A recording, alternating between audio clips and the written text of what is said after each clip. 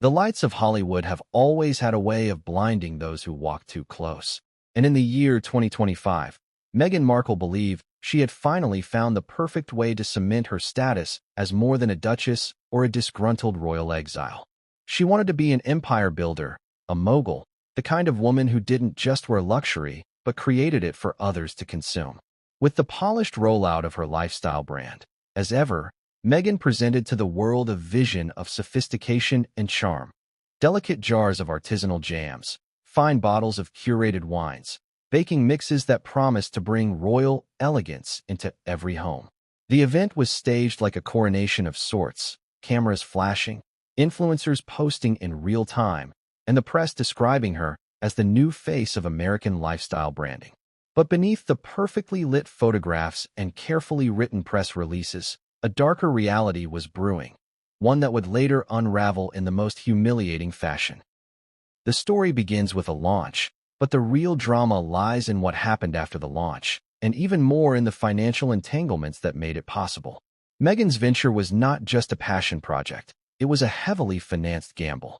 And behind her, standing quietly but powerfully, was Tyler Perry, the Hollywood giant who had once opened his home to Meghan and Harry when they claimed they had nowhere else to go. Perry had been cast as the savior in their early post-royal narrative, a man who extended protection, resources, and credibility when others turned their backs. Few could have imagined that years later, this same man would be the one to expose a $16 million debt tied directly to Meghan's brand, sparking not just financial questions, but also personal betrayal. Before we continue, please hit the like button, subscribe to the channel, and turn on the notification bell for updates. To understand the magnitude of this clash, one has to picture the glittering facade Meghan worked so hard to maintain. In her world, image is not just a detail, it is the foundation of survival. The Duchess of Sussex could not afford to be seen as failing, not after years of battles with the British press, not after stepping away from the royal family with promises of independence and success, not after aligning herself with the titans of entertainment. She needed as ever to succeed, not just as a business, but as proof that her narrative was right. She could thrive without the monarchy. But as the saying goes, numbers don't lie. While the jars of jam and bottles of wine looked exquisite on Instagram feeds, the sales figures told a grimmer story. Inventory piled up, distribution lagged, and consumers balked at premium pricing for products they could find in more authentic versions elsewhere. At first, whispers of trouble circulated quietly. Suppliers began to complain of late payments. Marketing experts noticed the brand's advertising spend far outweighed its return. Loyal supporters who wanted to see Meghan win purchased the products, but the buzz failed to extend beyond her inner circle. This was no goop, no empire in the making. It was more like a carefully polished balloon beginning to lose its air. And then came the revelation that no amount of spin could control.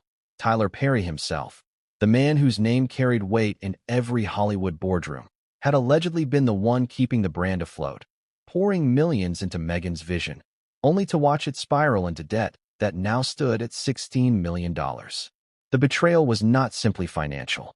For Meghan, the exposure by Perry cut deeper than dollars and cents. This was the man who had once sheltered her, the man she credited with saving her family when the world turned its back. For Perry, it was a matter of business and principle. He was not simply a friend. He was an investor, and in his world, debts are not brushed aside by sentiment. The public would soon learn that even Hollywood's biggest philanthropists had limits, and Perry had reached his. The fallout of his revelation left Meghan cornered, furious, and scrambling to control a narrative that had suddenly slipped from her grasp. But why did Perry choose to expose this now? That question became the spark for endless speculation. Some argued it was a strategic move, a warning to Meghan to repay before matters escalated into legal territory. Others suggested Perry felt personally betrayed, that Meghan had overpromised and underdelivered, taking advantage of his generosity. The truth may lie somewhere in the middle, but the impact was undeniable. Meghan was enraged.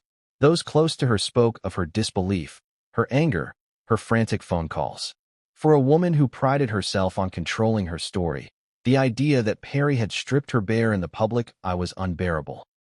The middle of this story is where the emotional weight settles. Think of Meghan standing in her Montecito home, scrolling through headlines that painted her not as a visionary entrepreneur, but as a debtor exposed by her once closest ally. Every headline a dagger. Tyler Perry demands repayment. As Everbrand drowning in debt, Meghan Markle's lifestyle empire collapses. The contrast between the image she had worked to build and the reality being revealed was almost too sharp to reconcile. In her world, perception was power, and suddenly she was powerless to control how she was being seen. And what of Harry? The prince who had once walked away from his family for Meghan now found himself in the shadows of another humiliation. Reports suggest he stayed silent, perhaps out of shock, perhaps because he had little understanding of the business dealings that had led them here. He had placed his trust in Meghan's vision, and by extension in Perry's support. To now be caught between them, his wife and their benefactor, was a position of unbearable tension. Harry's silence, however, did nothing to shield Meghan from the storm. If anything, it only highlighted the loneliness of her predicament. By the end of the introduction, one thing is clear. This is not simply a story of business gone wrong. It is the unraveling of an alliance, the shattering of trust, and the exposure of vulnerability in a woman who has spent years fighting to prove she is unbreakable. Tyler Perry's $16 million revelation did more than threaten Meghan's brand. It struck at the very heart of her identity, her image, and her ability to control her own story. The question that remains hanging in the air is the one that keeps viewers glued to the screen. What happens next? Does Meghan find a way to repay Perry and salvage her reputation? Or is this the beginning of an irreversible decline? This is the beginning of a saga that will dive deeper into betrayals, financial mismanagement, and the clash between loyalty and business. The cameras may have captured the glittering launch of As Ever, but what they never showed was the debt, the anger, and the implosion of trust waiting behind the curtain. And now, as the world watches, Meghan Markle must face not just the debt itself, but the public humiliation of being called out by the man who once gave her shelter. The launch of As Ever in early 2025 was meant to be a rebirth moment for Meghan Markle. After years of battling headlines that painted her as a villain, as a manipulator, and as a figure who had turned Prince Harry against his family, Meghan believed she had finally found the platform to write her own destiny.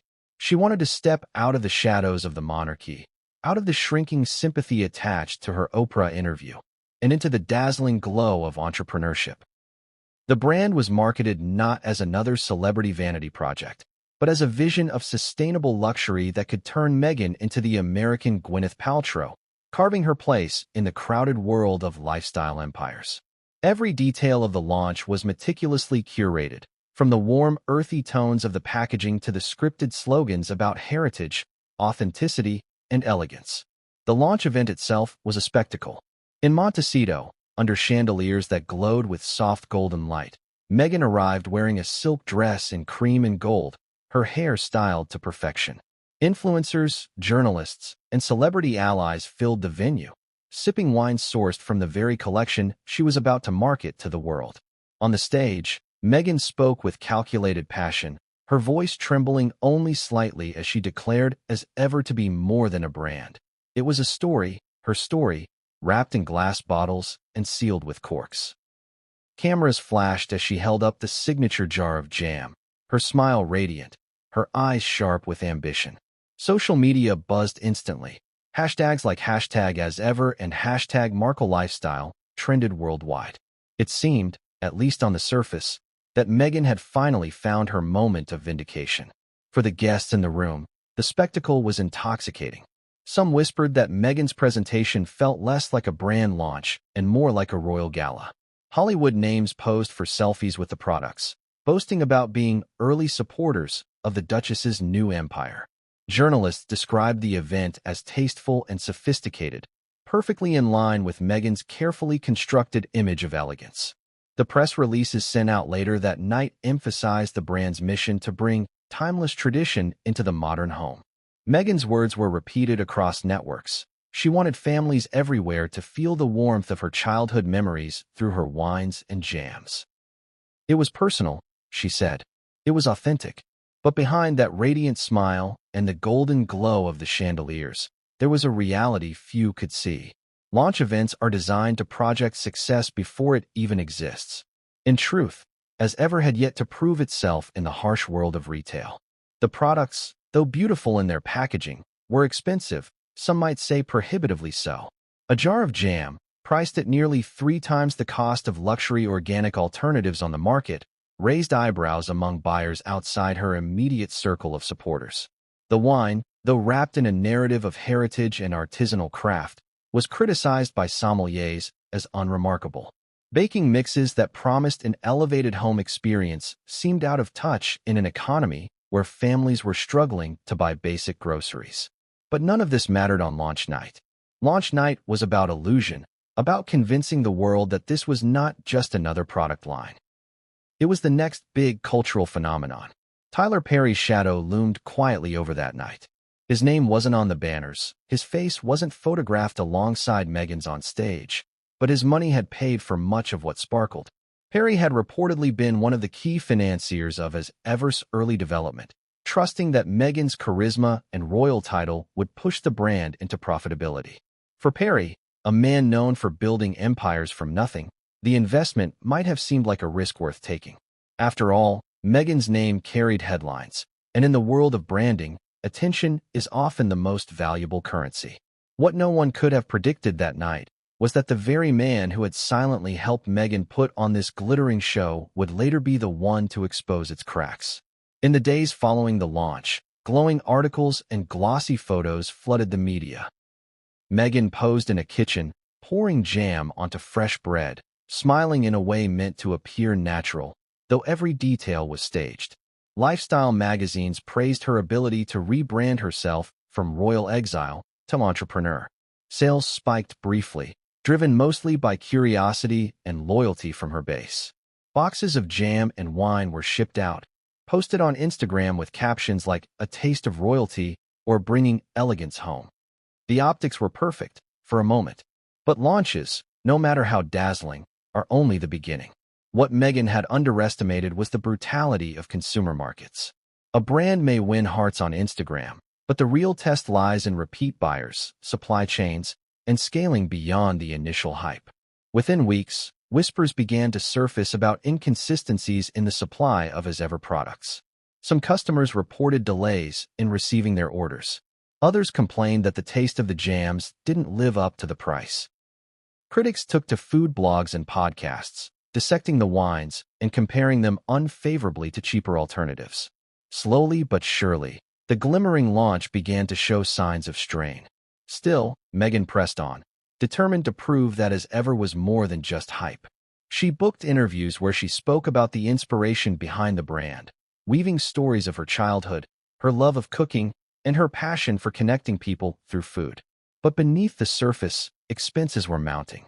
The launch had cost millions, from the event itself to the marketing blitz that followed. Those millions had to come from somewhere.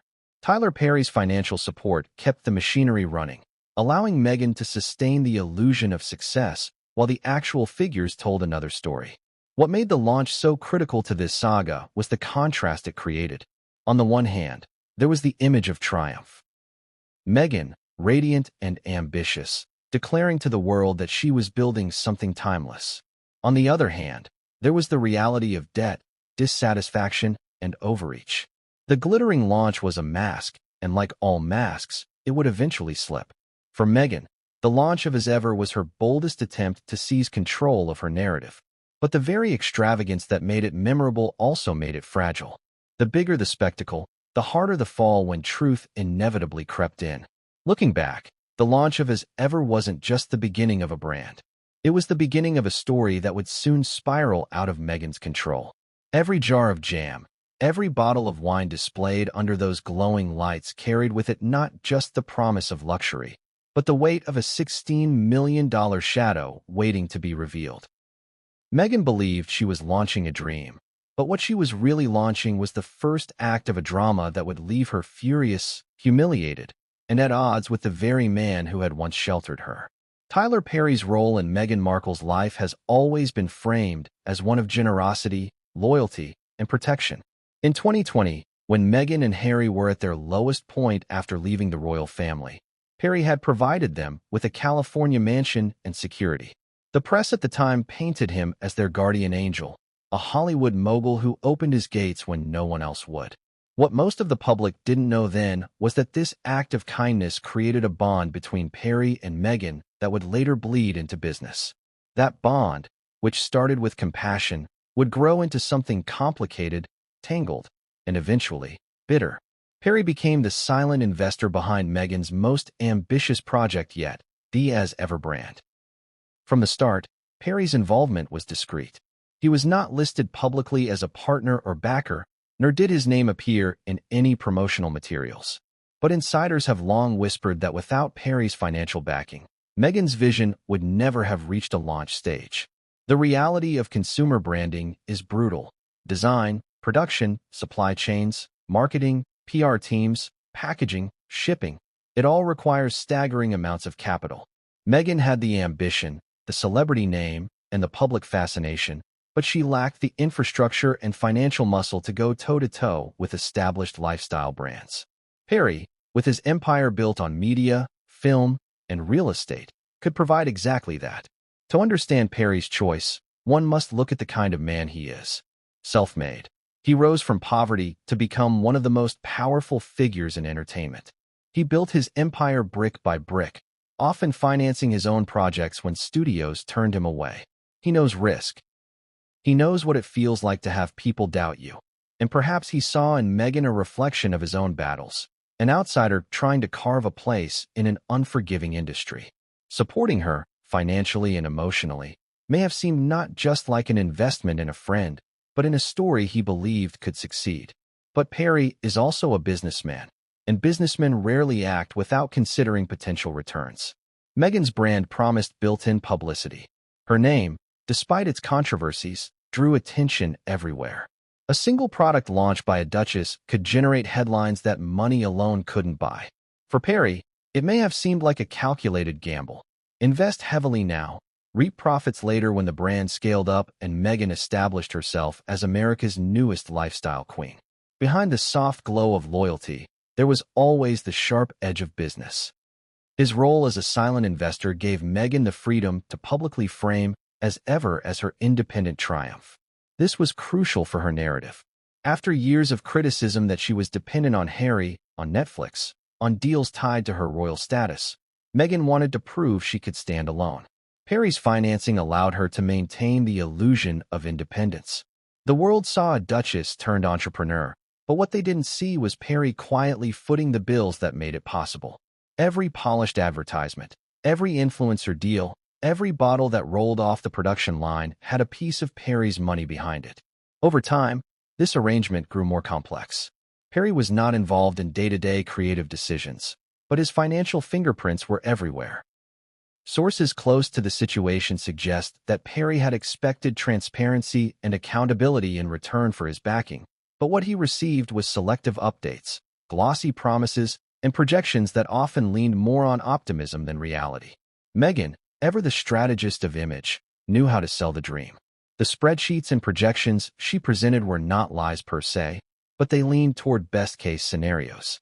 She painted pictures of global expansion, of As Ever becoming the American rival to Goop or Martha Stewart living. For Perry, who had built his empire by believing in unlikely dreams, these visions may have been enough to justify continuing his support. Still, cracks began to appear. Perry is a man used to running his own empire, where he maintains strict control and efficiency. With Meghan, the dynamic was different. She was not an actress taking his direction, but a duchess carving her own path, and she was not easily managed. Where Perry sought clarity and accountability, Meghan often leaned into persuasion and narrative. Their relationship began to take on shades of tension. Perry as the patient but increasingly cautious investor, Meghan as the passionate visionary determined to prove him wrong whenever he doubted. Behind the scenes, Perry's financial contributions piled higher. The launch event alone, with its venue, catering, PR machines, and influencer contracts, cost millions. Production of the first line of products demanded even more. Warehouses had to be stocked, distributors had to be courted, logistics had to be arranged. Meghan's ambition meant nothing was done halfway. She wanted grandeur, polish, and a rollout that would silence her critics once and for all. Perry wrote the checks, believing that if the brand succeeded, the return would justify the risk. But as months passed and sales reports trickled in, the returns did not match the expectations. There is a particular cruelty in being a silent investor. Your name is not attached to the triumphs, but your money is tied to the failures. Perry watched as his ever stumbled, criticized for overpriced products and inconsistent quality, and yet his role remained invisible. Publicly, Meghan carried the brand as her independent achievement. Privately, Perry's millions were the safety net keeping it alive. This imbalance began to weigh heavily. At first, Perry was patient. Businesses take time, he told himself. The first year is always the hardest. But by the time debt reached 8 figures, patience began to look less like loyalty and more like recklessness. Perry is not a man who lets $16 million vanish without accountability. Friends close to him described a growing frustration, a feeling that Meghan was less interested in correcting mistakes than in spinning narratives to mask them. His calls for transparency reportedly met with defensive answers. Meetings that should have been about strategy often turned into emotional debates about loyalty and betrayal. The dynamic between them began to shift. Meghan, who once saw Perry as her savior, began to see his questions as attacks. Perry, who once saw Meghan as a kindred spirit, began to see her as a liability. And all the while, the debt continued to climb. The story of Tyler Perry as the silent investor is not just about numbers on a ledger. It is about trust, perception, and the collision of two powerful personalities. Perry brought with him not just money, but credibility.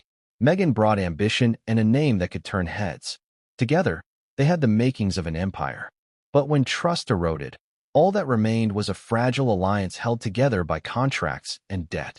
By the time Perry allegedly decided to expose the $16 million owed, their relationship had already shifted from loyalty to resentment. He was no longer the silent investor shielding her dreams. He was the man holding receipts, demanding accountability. For Meghan, the exposure was not just about money. It was a betrayal by someone she once believed would never turn against her. This chapter of the story reveals why Perry's role is central to what comes next. Without him, as ever would not have existed. Without his exposure, the world might never have known the extent of its troubles. Perry was both the foundation and the undoing. The man who helped build Meghan's vision and the man who later tore the curtain down. His role as silent investor was always temporary. It was only a matter of time before silence turned into revelation. Every brand that launches with glittering lights and celebrity fanfare eventually has to face the sobering reality of the marketplace. For Meghan Markle's, as ever, the cracks began to show almost immediately after the launch, even as the media coverage still glowed with admiration. The sheen of novelty wore off quickly, and behind the polished packaging and curated storytelling, the problems were multiplying faster than they could be controlled. These cracks weren't obvious at first to the public, but they were glaring to suppliers, staff, and even those closest to the brand's day-to-day operations. It is in these hidden details that the story of collapse truly began to take form. The first crack was the issue of pricing. Meghan had built as ever around the concept of premium luxury, attaching high price points to everyday items like jams and baking mixes. The idea was that consumers weren't just buying food, they were buying into a lifestyle, into the Markle mystique, into the narrative of elegance and exclusivity. But the disconnect between product and pricing became apparent quickly. Buyers who sampled the jam noted that while it was pleasant enough, it was indistinguishable from products sold at a fraction of the price in upscale grocery stores. Sommeliers who reviewed the wines commented that the branding far outshined the taste, and that the markups were unjustified. Consumers began to whisper online that they felt duped, paying 3 or 4 times more than necessary simply because Meghan's name was attached. The second crack appeared in logistics. A brand is only as strong as its ability to deliver consistently, and has ever stumbled badly here.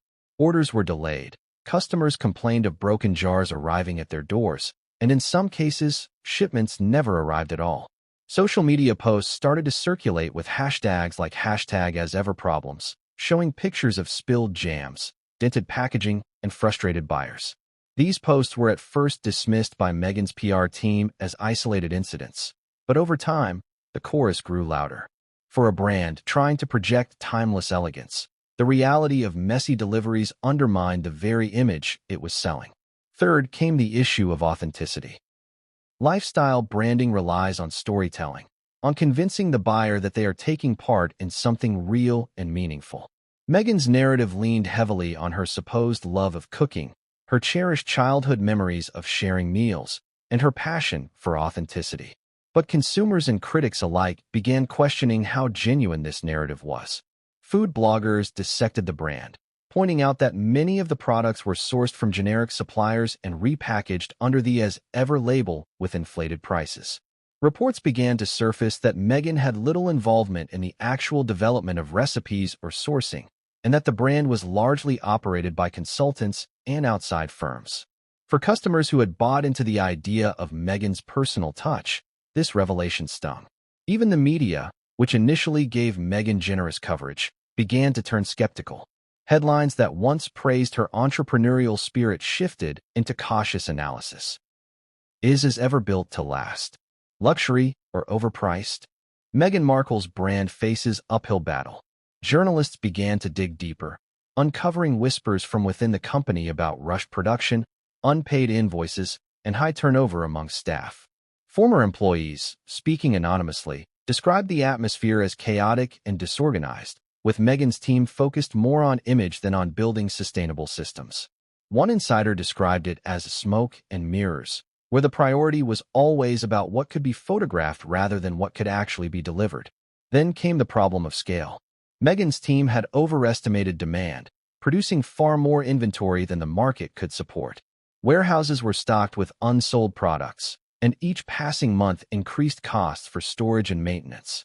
Discounting the products to move inventory would have undermined the brand's luxury positioning, but leaving them unsold meant hemorrhaging money.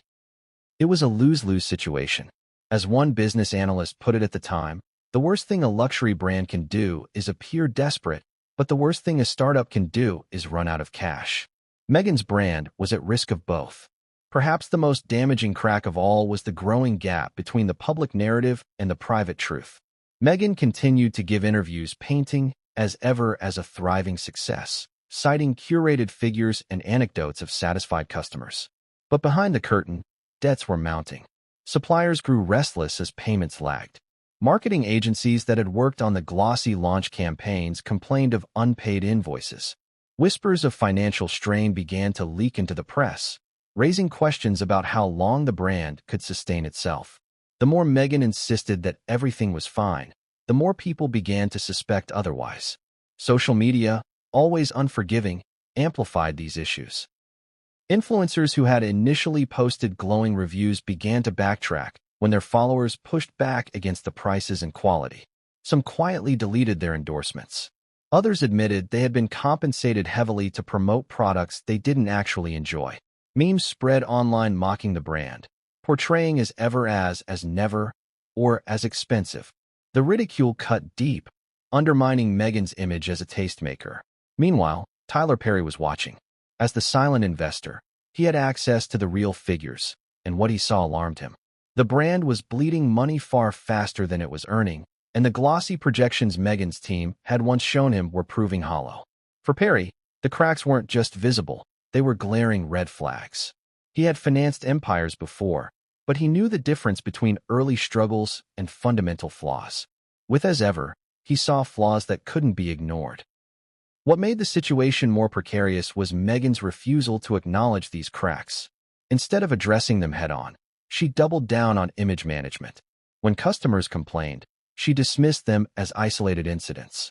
When the press raised questions, she countered with curated stories of growth. When suppliers demanded payment, her team offered promises and delays. To Meghan, admitting weakness was unthinkable. Her entire brand, and arguably her identity, was built on projecting strength, elegance, and control. But denial only deepened the fractures. By the end of the first year, As Ever had gone from a glittering launch to a struggling brand propped up by financial lifelines. On the outside, Meghan still posed for glossy magazine shoots holding jars of jam, smiling as though the world was buying into her dream. On the inside, the walls were crumbling, and the cracks were impossible to ignore. The very image she had worked so hard to protect was beginning to betray her. The cracks beneath the surface of as ever were not just business missteps. They were a mirror of Meghan's broader struggles. The battle between perception and reality, between ambition and execution, between the story she wanted to tell and the truth she could not control. Those cracks, once hidden, would soon become public, and when they did, they would shatter not only her brand but also her relationship with the man who had funded it. Tyler Perry's patience was wearing thin, and the exposure of the $16 million debt was no longer a question of if, but when. The revelation of the $16 million debt did not come as a sudden lightning strike from nowhere. It was the culmination of months of frustration, mounting losses, and behind-the-scenes confrontations that could no longer be kept hidden. For Tyler Perry, exposing the truth was not just about business. It was about integrity, about drawing a line after years of carrying the weight of Meghan Markle's vision while watching her refuse to face the realities of failure. For Meghan, the exposure was a dagger to the heart of everything she valued: image, credibility, and the illusion of independence she had worked so carefully to construct. The moment the revelation became public, it shocked both Hollywood and royal watchers alike. The headlines were explosive. Tyler Perry demands $16 million from Meghan Markle's brand. As ever sinking under debt, Hollywood mogul exposes Duchess's financial crisis. For those who remembered Perry as Meghan's benefactor during her exodus from the royal family, the story felt almost surreal. How could the same man who once offered her shelter now be the one stripping away her carefully curated image? The contrast was stark, and it threw Meghan into a storm she had no way of controlling. Inside Perry's world, the revelation was not impulsive. Those close to him described long nights of calculation, deliberation, and a growing sense of betrayal. Perry had given Meghan more than money. He had given her credibility. His support had signaled to Hollywood that she was worth believing in, worth investing in. To watch that trust dissolve into mounting debt and evasions was intolerable. The figure itself, $16 million, was staggering, but for Perry, it was not just about the money. It was about feeling taken advantage of, about realizing that loyalty had been exploited. When he finally decided to go public, it was not simply to demand repayment, but to reclaim the narrative before he too became tainted by the failures of his ever. For Meghan, the revelation landed like an earthquake. She had spent months deflecting whispers of financial trouble, insisting to the press that as ever was thriving, even as warehouses overflowed with unsold inventory. Now, with Perry's statement, the whispers became undeniable truths. Meghan's anger was immediate and volcanic. Sources described her as pacing furiously in her Montecito mansion, voice raised, hands shaking. She allegedly accused Perry of betrayal, of stabbing her in the back after all she had endured. To her, the exposure was not about money. It was a personal humiliation. What made the revelation so devastating was its timing. Meghan had been preparing for a second wave of brand promotion, lining up interviews, photo shoots, and partnerships designed to reinvigorate as ever after its shaky first year. Instead, the media's attention turned entirely to Perry's claim. Every scheduled appearance was now overshadowed by questions about the debt. Journalists who once gushed over her entrepreneurial spirit now pressed for answers. Did she really owe Perry $16 million? Was her brand collapsing? Could she pay him back? The narrative she had fought to control slipped from her hands overnight. The public reaction was equally brutal. Social media erupted with commentary, memes, and debates. Supporters of Meghan expressed outrage at Perry, accusing him of exploiting her vulnerability. But critics seized the moment, calling the revelation proof of what they had long argued, that Meghan was more concerned with image than substance, that she overpromised and underdelivered, and that even her closest allies eventually turned against her. Hashtags like #PayPerryBack and #AsEverDebt trended, amplifying the humiliation. For a woman who had built her identity on shaping public perception, the mockery was unbearable. Harry's role in this chapter was muted but crucial. Insiders suggest he was blindsided by the scale of the debt, having believed Meghan's assurances that the brand was thriving. His relationship with Perry, already strained, suffered further as he realized the extent of the financial entanglement. Some described Harry as withdrawn, caught between loyalty to his wife and the undeniable weight of Perry's claims. His silence only fueled speculation, with commentators wondering whether the cracks in Meghan's brand were also seeping into their marriage. Behind the scenes, Perry's revelation sent shockwaves through Meghan's network. Potential investors backed away, unwilling to associate with a brand mired in debt and public scandal. Partners who had been negotiating collaborations quietly pulled out, citing reputational risk. Even those in Meghan's social circle reportedly grew hesitant, fearing that proximity to her might drag them into the storm. The very thing she had fought so hard to protect, her credibility, was collapsing. The numbers themselves told a sobering story. $16 million in debt meant more than just poor sales. It suggested a fundamental mismanagement of resources, overspending on marketing and production without securing sustainable revenue. Experts in business media dissected the figures, pointing out that Meghan's brand had expanded too quickly, relied too heavily on image, and lacked the operational backbone to survive beyond the initial hype. For Meghan, these analyses were salt in an open wound, reminders that her dream was being reduced to a case study in failure. Yet what made Perry's revelation most powerful was its moral undertone. He framed his demand not as an act of vengeance, but as a matter of accountability. He had invested in Meghan not just with money, but with faith, and she had squandered both. By exposing the debt, he positioned himself not as a villain, but as a man standing up for principle. The contrast between his calm, measured statements and Meghan's enraged response only deepened the divide in public perception. To many, Perry looked like the betrayed benefactor, while Meghan appeared as the ungrateful protégé unwilling to face reality. The fallout was swift and unforgiving. As ever, sales, already weak, plummeted further as consumers lost faith in the brand. Retailers hesitated to stock the products, fearing backlash. Even those who had purchased out of loyalty grew hesitant to support what now looked like a failing venture. The brand's image, once polished and aspirational, became synonymous with debt, scandal, and humiliation. But perhaps the deepest consequence of the revelation was personal. Meghan had always prided herself on her resilience, her ability to withstand criticism and rise above adversity. Yet this time was different. The betrayal came not from tabloids or distant royals, but from Tyler Perry, the man she once described as a trusted ally. His revelation forced her to confront a painful truth, that even those closest to her could turn when the weight of reality became too heavy. The $16 million revelation was more than a financial story. It was the turning point of a saga built on ambition, loyalty, and betrayal. For Perry, it was the moment he drew a line, refusing to be complicit in a failing brand. For Meghan, it was the moment her carefully constructed image cracked beyond repair. And for the world watching, it was the moment the fairy tale of as ever turned into a cautionary tale of ambition colliding with reality. The stage was now set for a larger unraveling. With the debt exposed and the world watching, Meghan's next moves would determine whether she could salvage her reputation or whether this scandal would define her legacy. The cracks beneath the surface were now gaping wounds, and no amount of PR spin could close them. What remained was the raw, undeniable truth.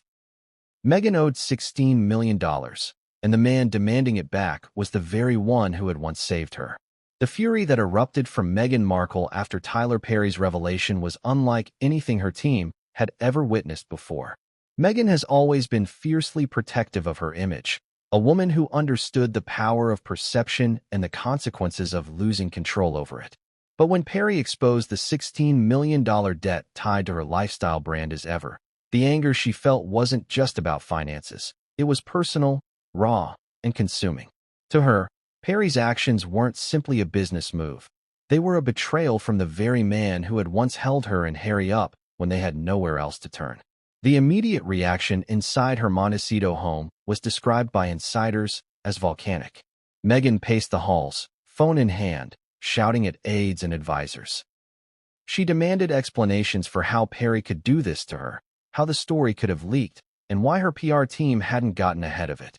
She reportedly accused Perry of humiliating her deliberately, of choosing to expose her struggles at the very moment she was preparing to relaunch as ever with a fresh campaign. Meghan's sense of betrayal cut so deep because Perry wasn't an outsider. He was an insider, a confidant, a friend she had once trusted to protect her vulnerabilities. For him to turn the spotlight on her debt was, in her mind, an act of war. Those close to Meghan said her anger took several forms.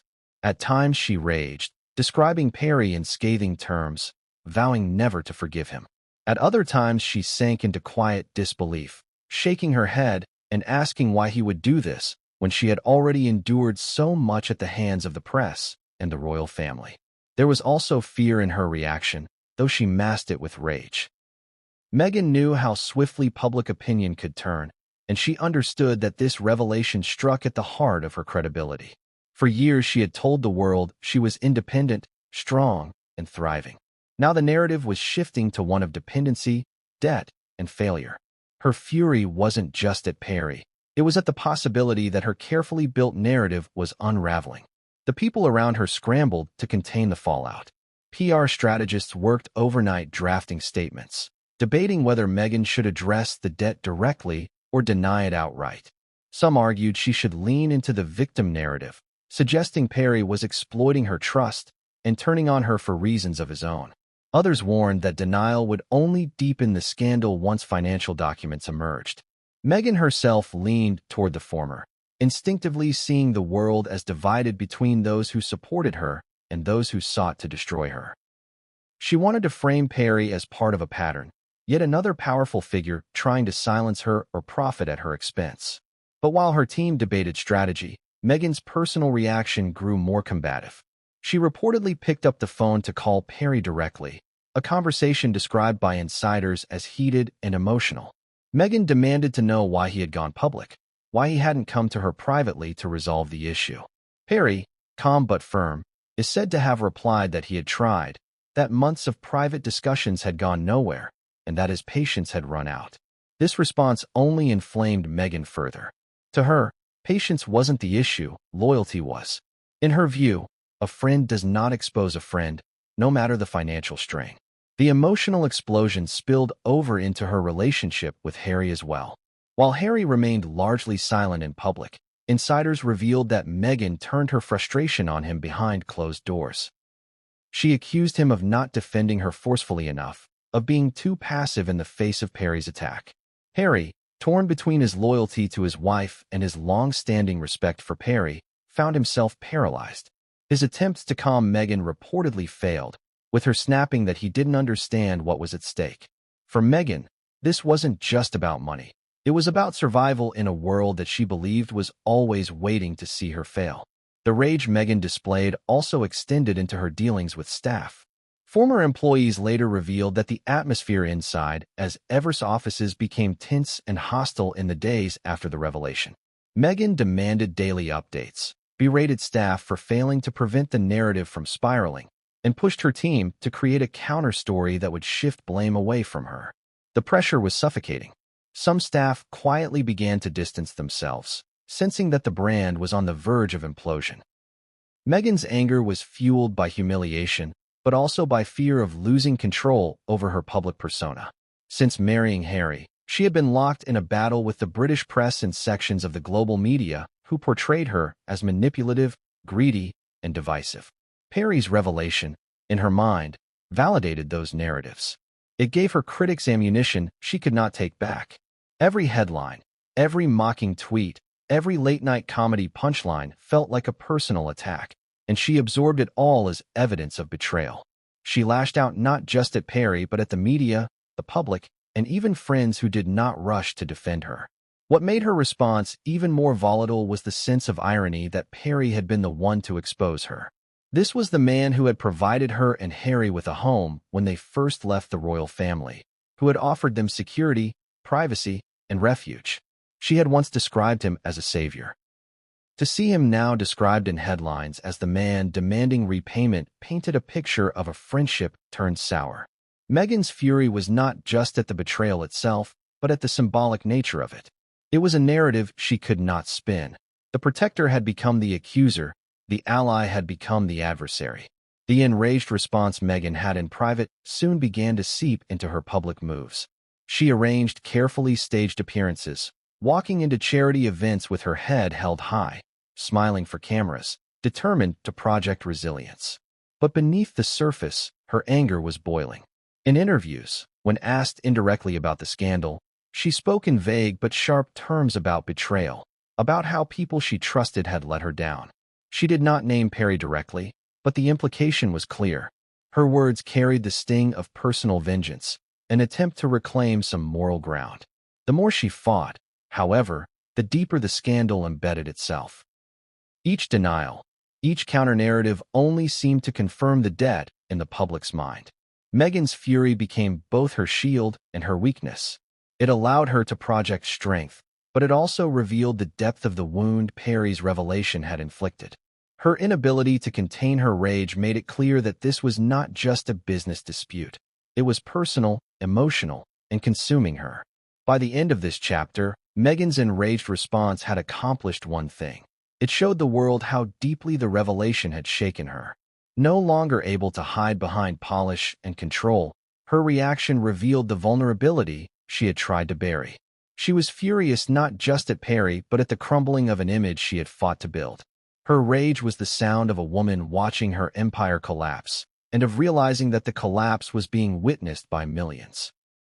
When news of Tyler Perry's revelation about Meghan Markle's $16 million debt broke, the public reaction was swift, polarized, and relentless. It was not just another celebrity headline. It was a spectacle that merged Hollywood, royalty, and financial scandal into one irresistible drama. For weeks, the story dominated conversations online, across television networks, and even in everyday discussions among people who had long grown weary of Meghan and Harry's public battles. This wasn't just about money.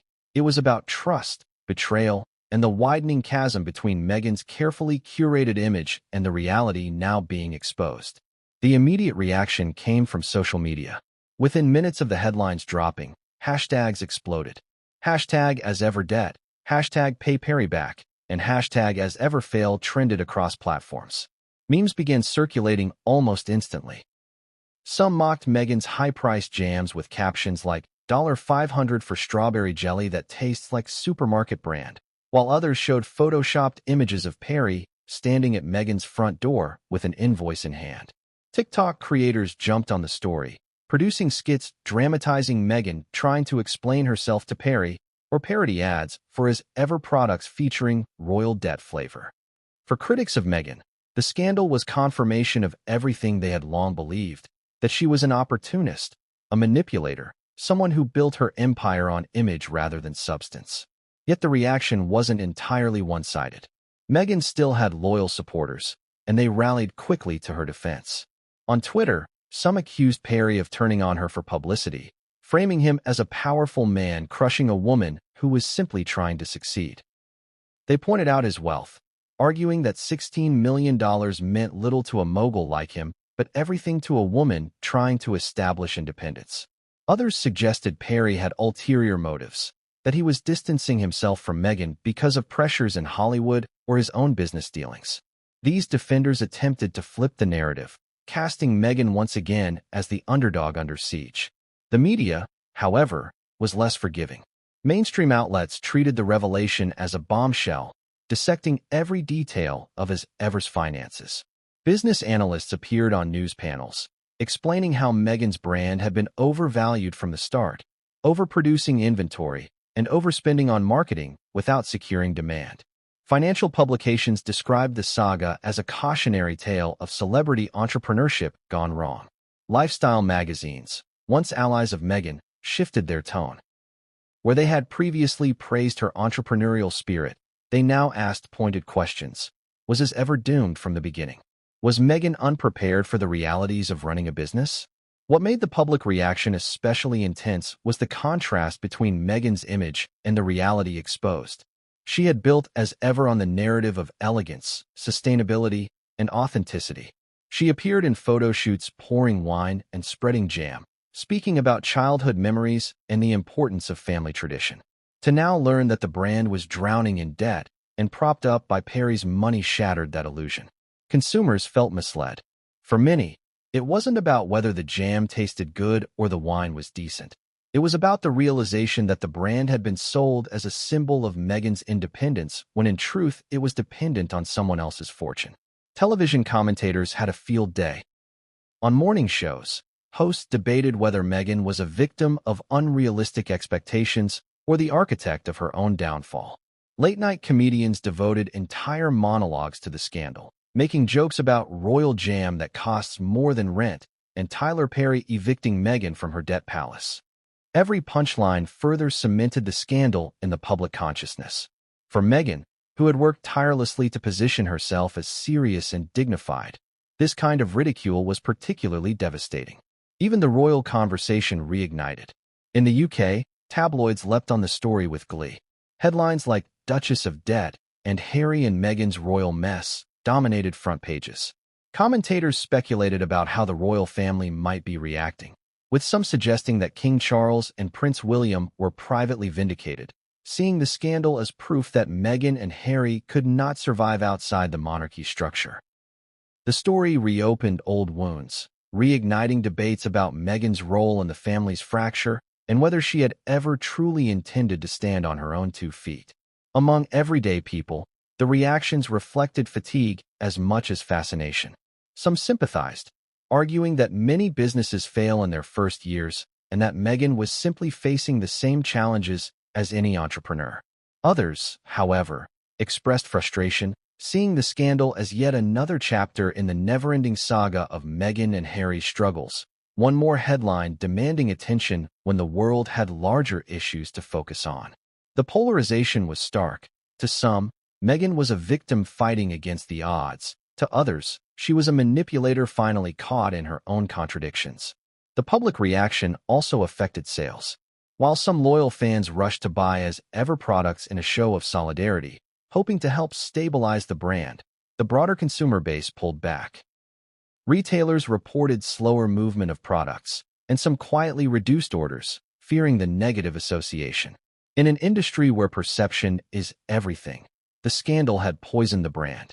Even those who enjoyed the products didn't want to be seen supporting what was now viewed as a failing venture. For Meghan, the public reaction was a nightmare. She had endured bad press before, but this was different. This wasn't just a matter of tabloids spinning gossip. It was her own benefactor exposing financial truths that were impossible to spin.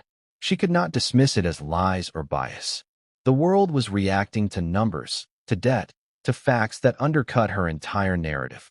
Every meme, every headline, every mocking video was a reminder that her credibility was unraveling. What made the situation even more painful was the silence of allies. Hollywood, a place Meghan had long courted for legitimacy, largely stayed quiet. Celebrities who had once attended her launch party or posted photos with as-ever products did not rush to defend her. The silence spoke volumes. In an industry obsessed with image, few wanted to risk being associated with a brand collapsing under scandal. Meghan's circle, once vibrant and public, seemed to shrink overnight. The broader lesson the public took from the revelation was about the fragility of celebrity brands. For years, audiences had been inundated with celebrity-backed ventures, perfumes, clothing lines, skincare, wine labels. Many succeeded, but many more failed. Meghan's scandal became a case study in how quickly such ventures can unravel when built more on fame than on sustainable business practices. Experts pointed to the contrast between Meghan and other entrepreneurs who had built empires through slow, steady growth. Meghan had tried to sprint, and the public reaction suggested she had stumbled badly. By the time the initial frenzy faded, one truth was clear: the damage was done. Meghan's brand was tarnished, her credibility bruised, and her relationship with Perry fractured beyond repair. The public had moved from fascination with her entrepreneurial spirit to skepticism, ridicule, and fatigue. Her name, once powerful enough to generate global attention for even the smallest move, was now tied to a scandal that few would forget. When the storm around Meghan Markle and Tyler Perry's $16 million revelation erupted, one figure stood out not for what he said, but for what he didn't: Prince Harry. His silence was deafening. In a world where every word, every glance, every subtle reaction is scrutinized, Harry's refusal to speak publicly about the scandal became its own kind of statement. And for many observers, his quietness revealed more about the state of his marriage, his mental struggles, and his relationship with the man who had once been their savior than any press release ever could. Harry had always been a man caught between two worlds: the traditions and expectations of the monarchy and the promises of independence and freedom he had envisioned with Meghan. Leaving royal life was meant to liberate him, to allow him to carve out a new identity as a husband, father, and philanthropist beyond the shadow of the crown. But the reality had proven far more complicated. Their Netflix and Spotify deals drew criticism, their media appearances often backfired, and Meghan's brand, as ever, was supposed to be the shining example of success that would silence the doubters.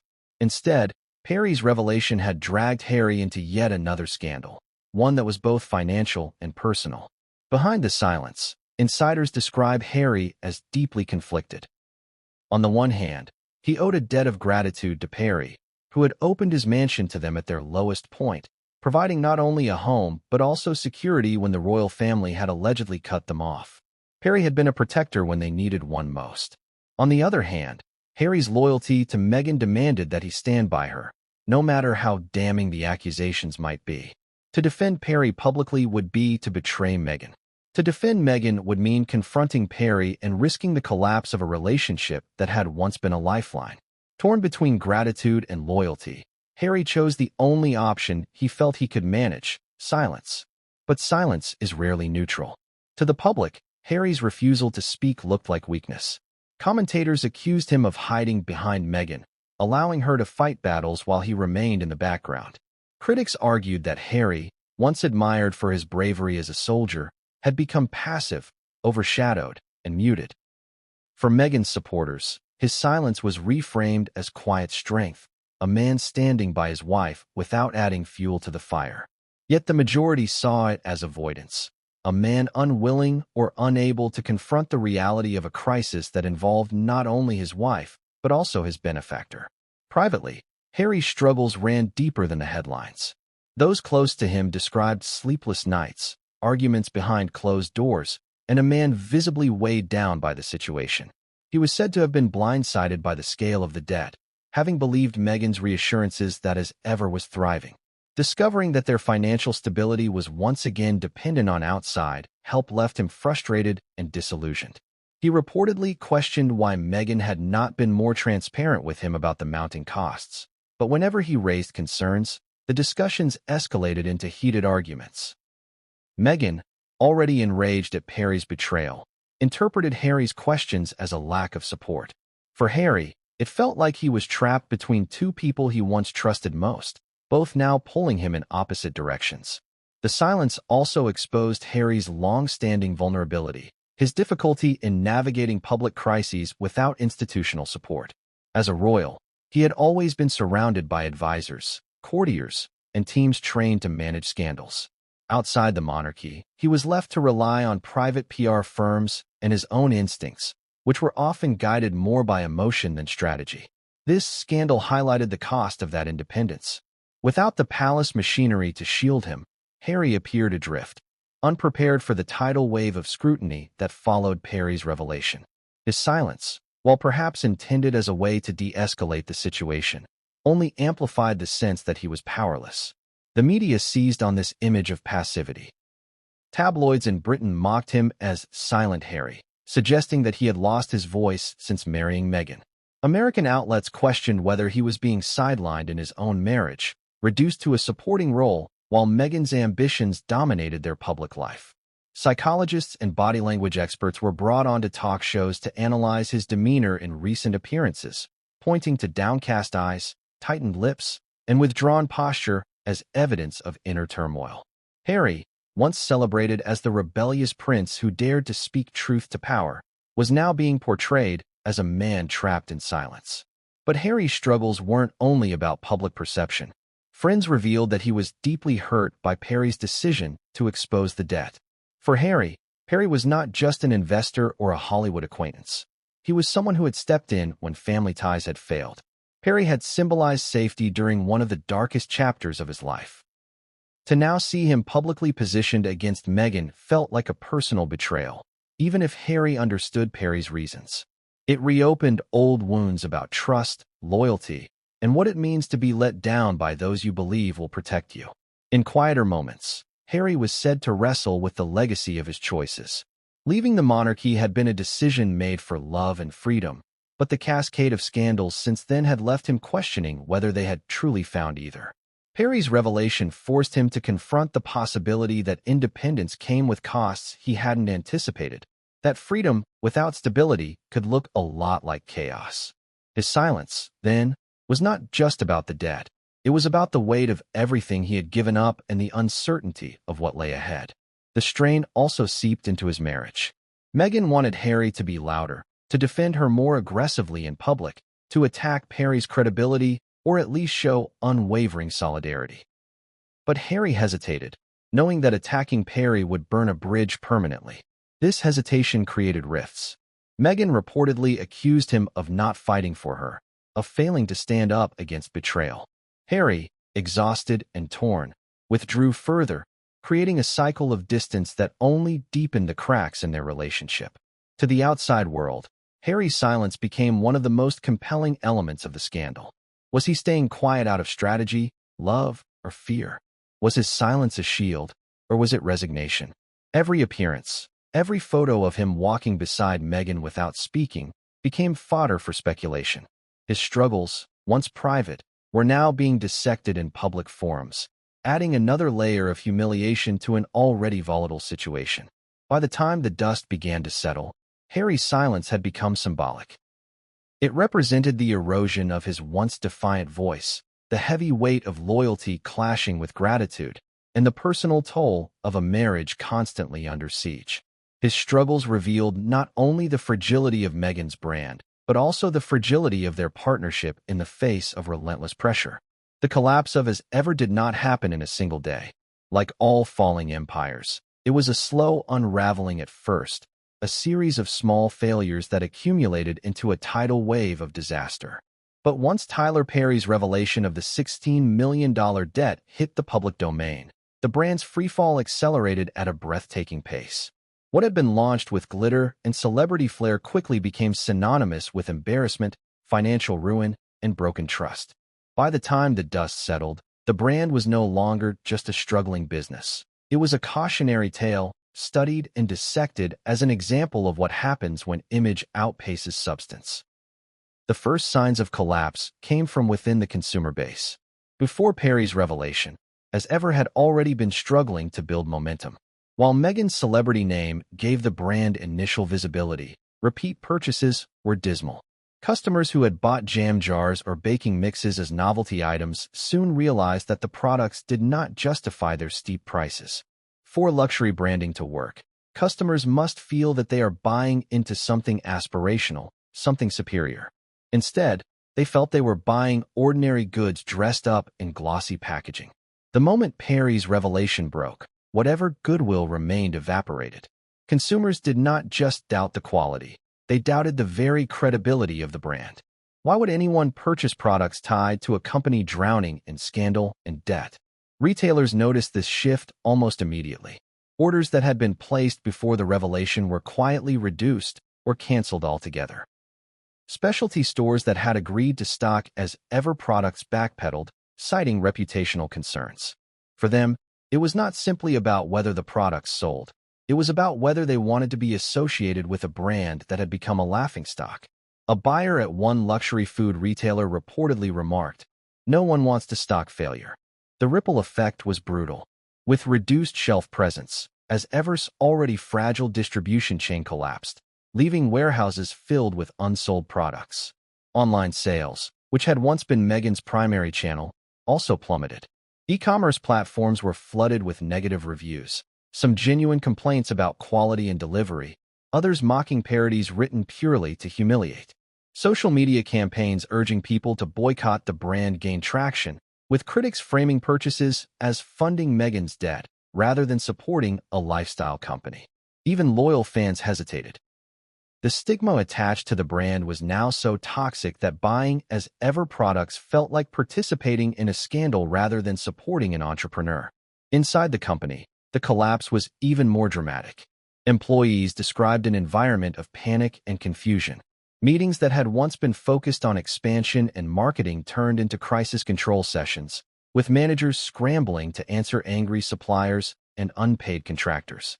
Salaries were delayed, invoices went unsettled, and staff began resigning in waves. Those who remained often did so out of loyalty or hope that the situation could still be salvaged, but morale was at rock bottom. Reports emerged of staff being berated for leaks, of paranoia spreading throughout the offices, of Meghan demanding loyalty pledges from those still working under her. The sense of inevitability, the feeling that they were aboard a sinking ship, hung over everyone. Financially, the brand was in freefall. Debt collectors began circling, suppliers threatened lawsuits, and Perry's demand for repayment loomed like a sword above Meghan's head. Without Perry's continued support, as ever lacked the capital to sustain even basic operations. Bills piled up, interest accrued, and the cash flow dried out completely. The glossy marketing campaigns that had once consumed millions were scrapped, leaving the brand invisible in a marketplace that thrives on constant visibility. Even discounting the products to clear inventory failed, as consumers did not want to be seen buying something tainted by scandal, even at a lower price. Public relations efforts to rescue the brand only worsened the freefall. Meghan's attempts to frame herself as the victim of betrayal fell flat. Journalists pointed out that regardless of Perry's motives, the debt itself was real. Experts interviewed on business shows dissected her missteps, from overproduction to overpriced goods, painting a picture of incompetence. Lifestyle magazines that once published flattering spreads now ran headlines like, "From Duchess to Debt, the collapse of Meghan Markle's, as ever." Every attempt to spin the story seemed to backfire, reinforcing the perception that Meghan was unwilling to take responsibility. The ridicule became relentless. Comedians turned the brand into a recurring punchline, mocking the absurdity of royal jam and million-dollar muffins. Online forums teemed with jokes about how Meghan had turned strawberry jam into scandal jam. Even Perry's calm demeanor when addressing the debt added to Meghan's humiliation.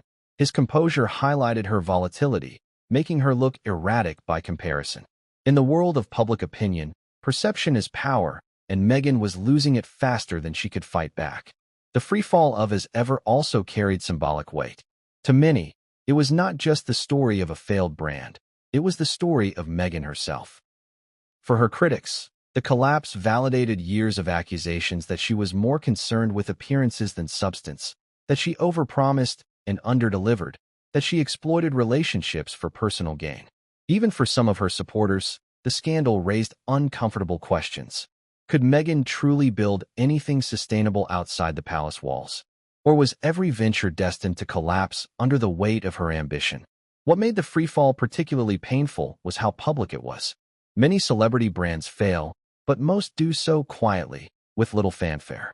As Ever, by contrast, failed spectacularly.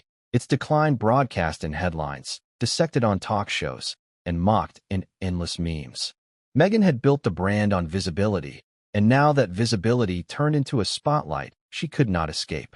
Every misstep, every rumor, every unpaid bill became part of the public record, cementing the brand's collapse in the collective memory. Harry's silence during this period only deepened the sense of isolation around Meghan. With her husband unwilling or unable to defend her publicly, she faced the backlash largely on her own. The image of Meghan smiling at public appearances while the brand collapsed behind her became a metaphor for the contradictions that had defined her public life. She could project resilience, but she could not escape the reality that her empire was crumbling. By the end of this chapter, the freefall of As Ever was complete. The warehouses were full of unsold goods, the employees were fleeing, the retailers had abandoned ship, and the debt hung like a millstone around Meghan's neck. What had begun as a glittering dream ended as a financial and reputational disaster. The Duchess, who once promised to bring elegance into every home, was now the face of one of the most humiliating brand collapses in recent memory.